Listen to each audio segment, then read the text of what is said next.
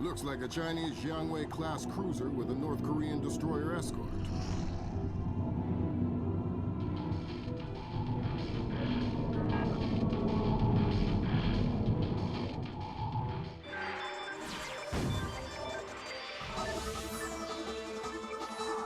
Events in the Yellow Sea took a turn for the worse today when North Korean and Chinese forces blockaded and boarded a Japanese cargo ship. The North Korean government released no official statement, and their ambassador remained out of contact. While at the UN, Chinese Ambassador Long Dan urged the U.S. and her longtime Japanese allies to remain calm, calling the blockades a legitimate response to what the rest of Asia views as a possible remilitarization of Japan. This blockade is an act of war. The NSC is working on a formal response, and they've ordered the USS Walsh to close at flank speed. The Walsh is the most advanced spy ship in history. My best man will be on board.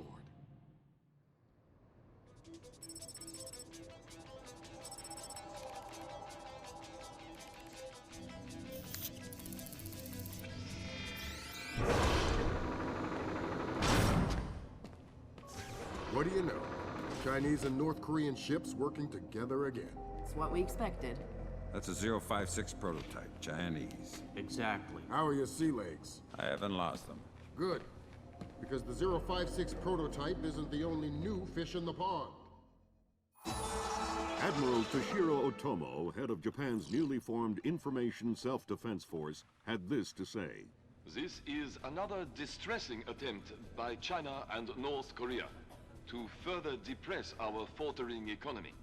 The ISDF and Japan appeal to our allies for the military support promised us under the post-war constitution of 1946. The fact remains that in the eyes of many in Asia, the ISDF itself is a violation of the post-war constitution, prohibiting Japan from maintaining a military force capable of striking beyond its borders.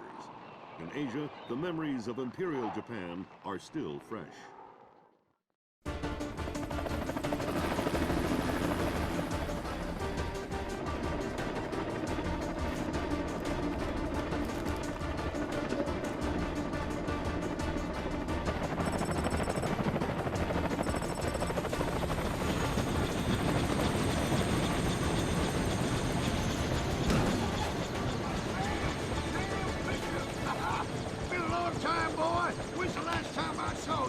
I'm afraid I have no recollection of that, Senator. That's right.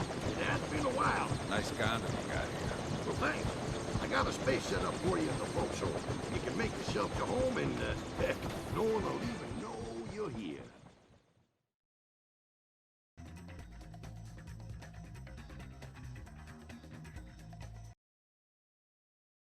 Fisher, an American engineer named Bruce Morgenholt, has been kidnapped by a Peruvian separatist group called the People's Voice. Their suspected leader, Hugo Lacerda, is a hardcore revolutionary preaching information warfare as the only realistic means to achieve revolution in modern society. We need you to get in there and recover or destroy any information Morgenholt may have been forced to divulge, and if possible, rescue him. As for Lacerda, he's just been bumped onto our target of opportunity list. So if you have a shot, take it. Hostage rescue isn't normally our bag, but Morgenholt was part of Project Watson, the UN committee that studied Philip Mass's handiwork after Georgia. Some people are worried that this kidnapping is just a cover-up, and that Morgenholt is being interrogated for classified information about the Mass kernels. Fact is that some of the tricks Mass came up with could be used to do a lot of damage. We need to contain that information at all costs. The target area is a lighthouse attached to an abandoned Spanish colonial-era fortification and some nearby structures. We don't have an exact location on Morgenholt, so you'll have to find him yourself. Insertion will be at night by Zodiac onto the beach beneath the fort. Thermal imaging shows that there are some old natural and semi-natural caves under the fort, so you may be able to use those for infiltration.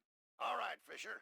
The helicopter will drop you a few kilometers offshore in the Zodiac. You'll have one of my Zodiacs and logistical support in and out of the target area. Extraction will be by helicopter from the top of the lighthouse. Displace International holds the contract with Wright Pritchard Technologies to protect their VIPs in potentially hostile situations. We did a thorough threat evaluation for their project in Peru, and we accepted the VIP detail on Morgenholt. The guys who came after him knew what they were doing. This was not a tourist grab. I lost 3 good men in the snatch, and I'm currently preparing a rescue plan for approval from Morgenholt's family and Wright Pritchard. This is going to cost Displace a lot of money.